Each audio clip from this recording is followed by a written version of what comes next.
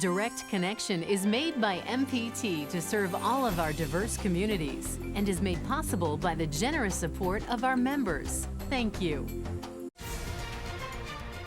Live from Maryland Public Television, this is Direct Connection with Jeff Salkin. Hi, everybody, and thanks for tuning in for Direct Connection. Coming up in our Your Health segment, high school kids on steroids. We will hear about the latest trends in performance-enhancing drugs. First tonight, it is Chesapeake Bay Week here on MPT. Tomorrow evening, we will find out why, after 4 decades of saving the Bay still isn't saved. Joining us now is the host of that program, Frank Sesno, who is director of the School of Media and Public Affairs at George Washington University. Frank, thanks for coming by. It's my pleasure, Jeff. Love Chesapeake Bay Week. We look at every nook and cranny of the Bay, great stories, great pictures. This is an opportunity to really step back and see the big picture. Step back and see the big picture, look at what has been tried, what impediments stand in the way, and actually come up with a list with our experts tomorrow. That's why I'm so excited about this, about what new ideas can be tried, or what new ways of thinking about the things that are being tried can be implemented.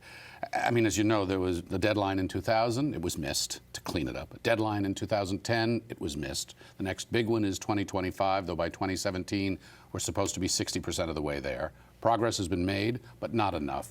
Will we make it? What are those new ideas? That's what we're going to explore and examine tomorrow. It's exactly right that progress has been made. I overstated it a little bit in the lead-in to say that the Bay hasn't been saved. It's been partly saved. Things are a lot better than they would have been had we not cleaned up a lot of polluters and worked on the sewage treatment plants. But there's this big headwind in the form of all the people who continue to move into this part of the country and affect the Bay. 18 million people headed to 20 million people, all of them with cars and houses and driveways and roads and sidewalks and roofs. All those things generate runoff. All those things, as they generate runoff, take stuff with them and ultimately end up in these 100,000 rivers and streams that feed this incredible bay that runs from New York, estuary from New York down to the District of Columbia, 6 states. I mean, I used to take my kids when they were little fishing with one of the watermen, wonderful guy, Captain Dave, and I remember when we could catch striped bass again for the first time, right? Rockfish. So that was progress. But there are still algae blooms, there are still dead zones, there's still a lot of aquatic life that's struggling. The oysters are still a fraction of what they were. So there's a lot at stake here, and it's not just a hobby, it's an ecosystem. It's a very important ecosystem, and we need to understand that, and I hope that's the progress, or some of the progress, I will make tomorrow night with these experts. The timing for this is good because, well, for a number of reasons, but one of them is political. We have new leadership, not just in Maryland, but in other states that impact the Bay. Right. Pennsylvania, New York, other states, they have decisions to make.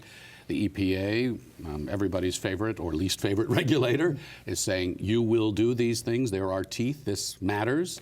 There's this, pollution diet that they say, you got to clean this up. So this is a critical time. And what's happening now is both very indicative of where we're going to be going, but it's very much under pressure because this clock, as I mentioned, is ticking. And there will be accountability. There will be costs if people miss their marks. I like your idea. You're going to ask each of the guests to come up with one thing, right? Yeah, we twisted their arms. We went to them and we said, all right. They're experts. They have 20 things. They have 20 things, and we said, condense it.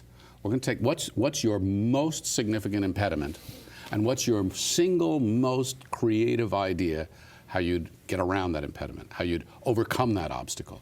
And if we put those things together, can it constitute progress? Can it constitute some new ways of thinking? And what I think is really exciting is Maryland Public Television, the Bay Journal are going to be tracking this over the next 18 months to see how these ideas can be implemented and what kind of progress can be made. This is well, let's look at some pictures. This is part of the video that we'll see in the Bay Summit, which again is tomorrow, Tuesday night, 8 o'clock here on MPT. So many people involved in so many different ways, but such a high level of interest, which brings me to your Planet Forward program or project. This is actually a 2-summit week for Frank Sesno. Yes, it is. So Planet Forward is this project that I started 6 years ago at the George Washington University with students and others to take a look at how we move the planet forward. And in fact, we produced a special with MPT some years ago that was a primetime special on public television, aired across the country. And we encourage young people, students from across the country, but also experts and others, to capture their research, their work, their experience, and tell their own story. Storytelling from the bottom up, not from the top down, about how they are working to innovate or to move the planet forward. And so the summit that we're having this week focuses on climate change and food, which is not immaterial to the Chesapeake Bay, by the way, because much of what happens in the Chesapeake is because of the food we grow and the animals we raise. How do we raise that next generation of farmer and food so that we can do it on a planet that's getting warmer, more crowded, and more urban? And so this other summit, the Planet Forward Summit that we'll be having, will focus on that. Let's grab a quick phone call from Anne Arundel County. This is George. George, thank you for calling. Go ahead. Thank you. Sure. Jeff, I wanted to say that your initial words were correct, and you shouldn't have corrected yourself. Well, thank you for correcting me. Well, we have not saved the Bay. We may have improved somewhat some things, but I think a big issue that we keep forgetting is we are behind the eight ball. You know, we're behind the curve trying to get things corrected that have occurred for many years, and we have all these pressures that continue to make it difficult, that will be even greater pressures than we've been facing in the past, because we have all the increased pollution, we have increased development, increased population, and all this it has to be factored into the mix along with global warming. And so let's remember that our efforts have to continue to improve in the future. George, thank you so much for the phone call. It is a lot easier sometimes to prevent a problem than to go back and fix one after you made a mess of things. You know, I'll give you a great example, because the caller raises a great point on how interconnected it all is. So for part of the Planet Forward project, we convened these summits, and at one of them we had a farmer, a Maryland farmer, who joined us. And he said, you know, one of the big changes that I've seen, when I was a kid, I remember growing up on the farm, we would have in the spring all these long soaking rains. But now we're much more prone to these very heavy downpours. And he has had on his farm to completely change the way the drainage and the runoff. So he's built berms, he's built underground drainage to accommodate what he has detected as big changes in the weather, so that he does not have massive runoff into the rivers and streams around him. So one of the things that we're going to have to be doing locally and globally is innovating to accommodate this changing world, quite apart from the housing developments and the forests that have been cut into and the new roads that have been paved and all the other positive sides of civilization that complicate a clean bay. Very good. Frank Sesno, thank you so much for being with us. My pleasure. Look forward to tomorrow night's program, which is the Chesapeake Bay Summit, Charting a Course. It airs Tuesday evening at 8 here on MPT. Just ahead tonight, it may surprise you who is taking performance-enhancing drugs. We'll be right back. Tonight on MPT. Antiques Roadshow struck gold in Santa Clara, California. Wow. Now my wife can retire. Wow. Yeah. Very nice example of it all. Wonderful. I never would have imagined. Wow. Really? Okay. Oh my gosh.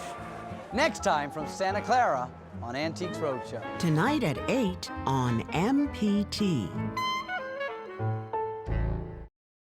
A haunted lighthouse. I've heard music boxes, people talking. Mysterious sea serpent. That's Chessie, that's for sure. And German U-boat. The U-boats were menacing. The quiet shores of the Chesapeake Bay are teeming with life, legends, and lore. This place is mystical. Secrets of the Chesapeake. Tonight at 10 on MPT. Tonight on MPT2. On Masterpiece. I know we had all night, but all I can think about is when are we going to kiss again? I give you the Loxley Charitable Foundation for former servicemen. We need 2 new staff members. If you'd like to throw your hat in the ring, now is the time. A man in the store. We were childhood sweethearts. Lots of things happened during the war. A list of your creditors, your debts. I want you. Mr. Selfridge on Masterpiece. Tonight at 8 on MPT2.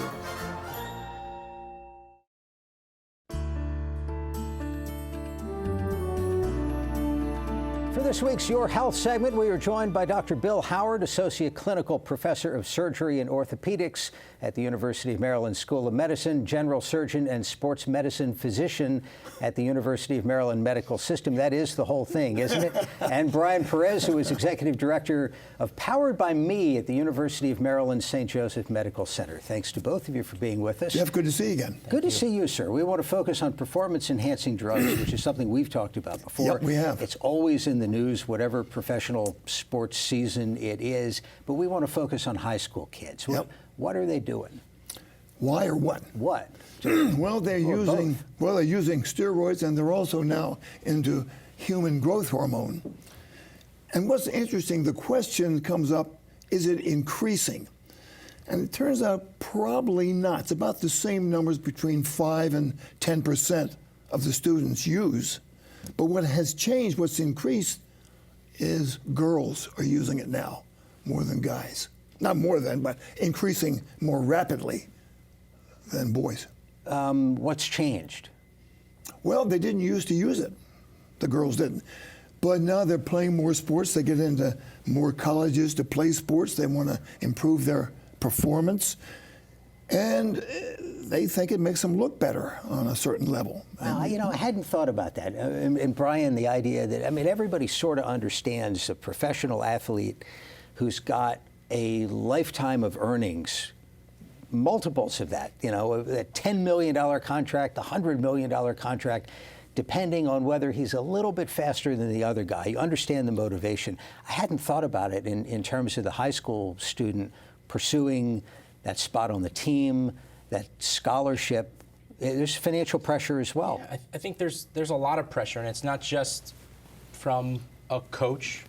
It might be from mom and dad. It could be from your club coach. There's a lot of pressure to get that scholarship or make that club team, which is going to get you a better look at the college level. So these kids are thinking, what might give me that little bit? And it comes down to a choice. And if it's a correct choice in saying, maybe I should just work hard and exercise and do the right things, or can I make another choice that might give me some gains immediately, but long-term might have some negative effects. Yeah, from a public policy perspective, it's interesting because do I really care whether some NFL player is using something less than less than I care about a bunch of high school kids who aren't adults who feel pressured to do it? Yeah. Well, if you look at the cost of college now, $50,000 a year, and if they can get a scholarship, especially now with Title IX and the girls, who cost as much as the guys do, if you get them into college for nothing. So there's another argument or a possible factor in why more women or young women are looking at this. Sure. Just steroids or human growth hormone or anything else? Usually a combination of the two. What's it do to somebody? Well, basically it increases the mass of the muscle, and growth hormone builds new muscles, which is not a bad idea if you're going to be an athlete. But it's not only the athletes; it's the average kid who wants to look better. If you're not an athlete but you're a skinny beanpole, you want to look pretty good for the girls and whatever else you're doing. Let me write that down. This is a prescription. Let me remind our viewers, if you have a question about performance-enhancing drugs, give us a call. We'll have the number up on the screen. You can also tweet a question. The Twitter address is @MPT News. Side effects. What can these things do that the kids aren't expecting, maybe? Well, in the long run, steroids especially are hazardous. It can give you heart disease. It can cause problems with the liver. Does a a lot of long-term problems. A little less so with the growth hormone, but one thing to keep in mind, if it makes things grow, and that's what it does, if you've got a small cancer, it may well make that grow, a cancer that you don't know about. So that's a hazard. It hasn't definitely been proven yet, but people think it's the way it is. Brian, tell me about Powered by Me. How long has that been around? Powered by Me program is in its 9th year. It started back in 2007 through conversations just like this. There were an increasing number of professional athletes that were seemed to have been taking performance-enhancing drugs, and people started to ask the questions about how is it affecting our kids. So one of the great supporters of our program, Congressman Cummings, I got together with some folks at St. Joseph's Hospital and started asking those types of questions. And from those questions, we started to think about an educational program for high school age kids. And now in our 9th year, we've grown. We are not just the once-a-year program that talks about performance-enhancing drugs, but we try to address decision-making on all fronts in the high school athlete, the high school student, and think about all the things that they may face each day. And if we can educate them and empower them to make a good decision and be a positive member of their community, we think we're going to start to really see some change. What's most effective in making that argument to a 16-year-old? I think you have to be honest. You have to be honest and tell them. I think what Dr. Howard, we spoke about this earlier. We used to just tell them they didn't work. You know, that's what we used to tell them. But yeah. they work. That didn't work. That doesn't work. Because they could see it. Exactly right. So if you're honest and you tell these kids, listen, yeah, there might be some of these shortcuts out there, but what I can tell you is that if you do things the right way, eat right, exercise, get a balanced strength program, not only those 3 things, but also educate yourself and make good decisions, you're probably going to get yourself, maybe you're not that NFL athlete, but you're going to have a fruitful life, you probably will. And that's the type of thing we're trying to affect is decision-making on a global scale amongst kids that it's really simple to sometimes maybe just follow the guys or the gals in front of you. Maybe say, let's step out in front and say, I'm going to be the one to say, well, I'm doing this the right way, and everybody can come follow me. And you can also tell them it's cheating. It's guaranteed cheating. And a lot of kids, that's a powerful argument. They don't want to be known as cheaters. Yeah, if the offensive line at some football team is taking pills, I'm thinking about professional athletes where you saw them one year and they were a good ball player, and you saw them the next year and the guy comes back 25 pounds heavier and it's all muscle and he's hitting the ball 500 feet. Yeah. And everybody knew what was going on. Yep. And maybe the testing didn't show it. But in a high school situation, is it the same? I mean, in the locker room, do the coaches, the parents notice that, wow, this kid's really bulking up, we maybe ought to have a conversation? They do notice, and interestingly, there's no testing in high schools. They've tried to pass some laws for testing, but... Well, it'd be a sad state of affairs if we had to test, but maybe we do. Well, the question is, suppose they caught some kid using steroids, and he's not an athlete, he's just a kid using steroids. How are you going to treat him? What are you going to do about it? You're going to throw him out of school? Can't do that. So they really haven't gotten any laws against it yet. In terms of people noticing when something's going on, what should they look for?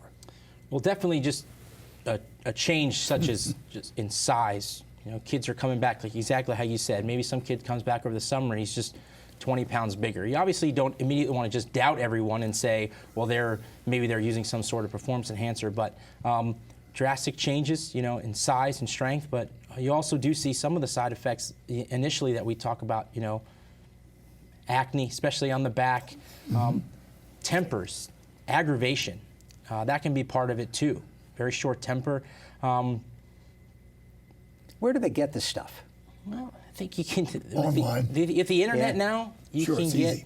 you can pretty much, you probably get anything. Yeah. But that's most likely where they're getting it. And some of the other things that kids are taking, it might not be the performance-enhancing substances, but they're going to GNC or any of these other stores, and they're thinking that this super, mega, triple protein is going to make me stronger. So they're going to get anything they can get their hands on from GNC that is marketed directly to them to think it's going to make them bigger, stronger, and faster. I want to come back to that, but let's grab a call. Harford County, this is Bernie. Bernie, thank you for calling. Go ahead. Yes, my question is, I know a pro athlete probably can get steroids very easily, but how does a high school kid obtain steroids? Okay, thanks very much. And I'll broaden it just because we talked about it a little bit. But I wanted to bring up Adderall anyway, which apparently is used by plenty of non-athletes, high school, I mean, in the workplace, professional baseball. We had a Ravens player. How does that figure into this mix? Well, apparently it helps them when they play a game to be more alert. They react quicker, they're sharper, and it's illegal, but it's become quite popular in the last 5 or 10 years. But Adderall is everywhere because of all the children being treated with ADH. Adderall comes into play, and it's not hard to get a hold of. Does that fit into your program at all? Yes, we talk about all those types of things. It could be, when you think about it, could be very broad, but we do try to drill down to certain areas where we think that kids might be either having problems or certain problem areas that we identify, over the course of the year and looking at it and communicating with people. I guess maybe that one's a little bit different because in any high school, you probably have a group of kids with legitimate ADHD who have the prescription. Yeah. And then some people who want to try it or have heard it's going to help them on a test or it's going to help them see the fastball better. Yeah, it's out there. You know, the problem with steroids, HGH, Adderall, is the fact that it's there. We've got it, and we can't put it back in the bottle. And so you're always going to have people who want to get an edge, and whatever pharmaceutical they can get that'll help, it's out there, and they will use it. Let's focus on how they can get an edge without this stuff. You mentioned the stuff at the GNC, you know, yeah, I don't want to knock them because most of their stuff is pretty good. Exactly right. Yeah. Yes, but that's not illegal. That's where you sort of want to divert their attention. If you want to bulk up, there's legitimate ways to do it. Well, you can use creatine, which you can talk about. But there's the creatine, which is a supplement that's produced by your body. You can use things like that. Well, that will help to increase muscle mass. But there are also things. There are, let's say protein. It's a great example. But a lot of the high school kids that I deal with, they ask me about that. But my question to them is, well, what are you eating? And if they say they're eating a fairly balanced diet, I tell them, well, all the protein you probably need is in your diet. So ways to get strong and fast and on your own or without the use of some substances are have a balanced diet. So getting your carbs, getting your proteins, fats are okay too. They are actually very necessary. Hydration, make sure you're getting adequate sleep. There's also, you can get involved with the strength program. You can lift weights and do strength and agility and do that stuff the right way. We have folks with our program who are going to address our students just at the end of next week about that. Covering all the bases, getting bigger, stronger, faster the correct way. Right. When you've dealt with kids who, high school kids who are using some of this, talk a little about the process of talking somebody out of it. Somebody who's already done it, they've seen results, their performance has improved, and you're going to take it away. It's like you and their parents and their coach. It's got to be tough conversation. Well, it is, but most kids, if they're caught, know that they're caught, and if they keep trying to use it, it's just going to get worse and worse and worse. They're not going to be on the high school team. They sure won't play on the college team, and they'll quit. What's harder really is if a kid, and I've had some who've come to me, say, if you keep an eye on me, I want to use steroids because I want to get into college on a scholarship. Monitor me, watch my my blood studies, make sure I'm okay. If you tell me to stop, I'll stop. And it's hard to say, I won't do that, but you've got to. And wow, it's a tough conversation. Yeah, it is, because they say, I'll do everything you tell me to. I'll do everything right. Give me some steroids. You can't do it. Gentlemen, we have to leave it there. Dr. Bill Howard and Brian Perez, University of Maryland and St. Joseph. Thanks for coming by. Thank you very much. Appreciate it. Thank you for joining us for Direct Connection. We are back Thursday with Your Money and Business. Have a good night.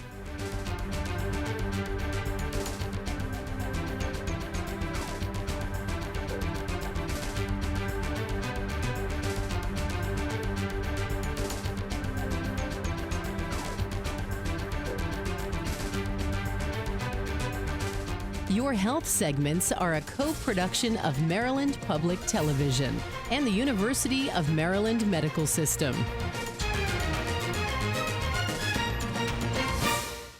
This program was made by MPT to serve all of our diverse communities.